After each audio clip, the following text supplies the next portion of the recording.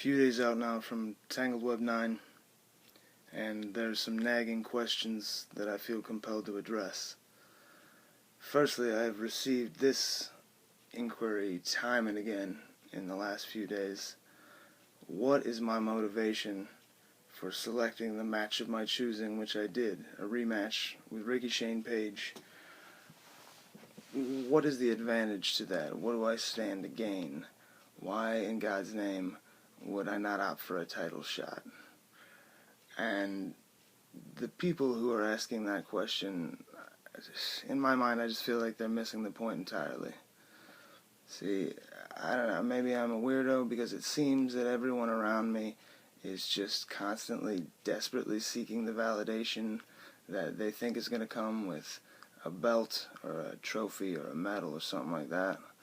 But honestly, they've never really blown my skirt up in quite the same way as the pride of the fight itself. See, the catharsis for me is in the test. It's in the test that I force myself to endure every time I step into the ring, surrounded by glass or barbed wire or God knows what. Find out, what kind of a man am I? What is my breaking point? What can I take? And that's not measured in belts or trophies. That's measured in the pride of knowing that you gave it absolutely everything you had, and you fought as hard as you could, win, lose, or draw. And trophies, belts, they're great. They are. But I see them more as souvenirs of a time when I laid out a challenge for myself and rose to the occasion.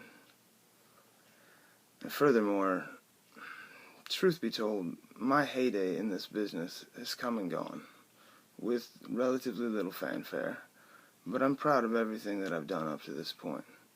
A guy like Ricky Shane Page, who I've come to call a friend and for whom I have the utmost respect, his heyday in this business and this company is yet to come.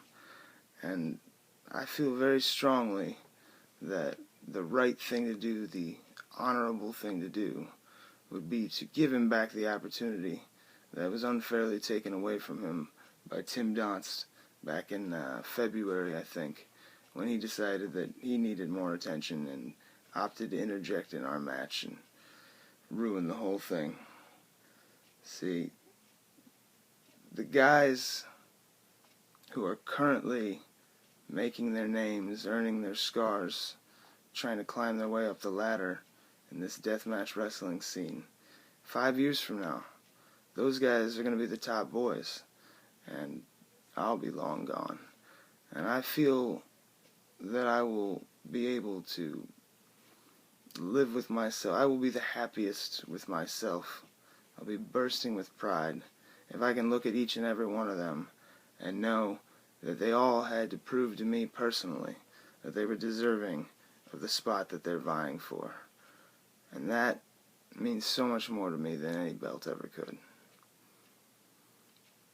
Now there's this other matter that's much less easily explained and much more upsetting, and that is whatever the fuck happened with my friend, brother, Devin Moore.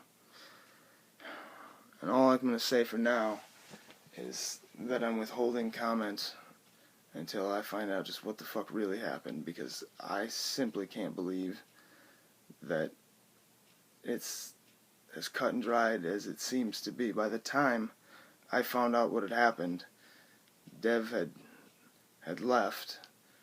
He's not taking my calls. He's not answering the door. So I'm trying to calm Connor down, who's now furious at me because he feels that I'm defending Dev, giving him the benefit of the doubt, which he doesn't deserve. But this man has been a brother to me for a decade now, and I simply can't believe that he would do something like that. I mean, he's always been volatile, but I don't know. These are bad days for the nation right now, but I'm forging ahead and I'm choosing to do the one thing that I know I'll feel good about, that I can look in the mirror and say, you did something honorable and selfless. And I'm going to wrestle Ricky Shane Page in December at the Cage of Death, and I'm going to make damn certain that there's no interference and give that man the opportunity that he deserves.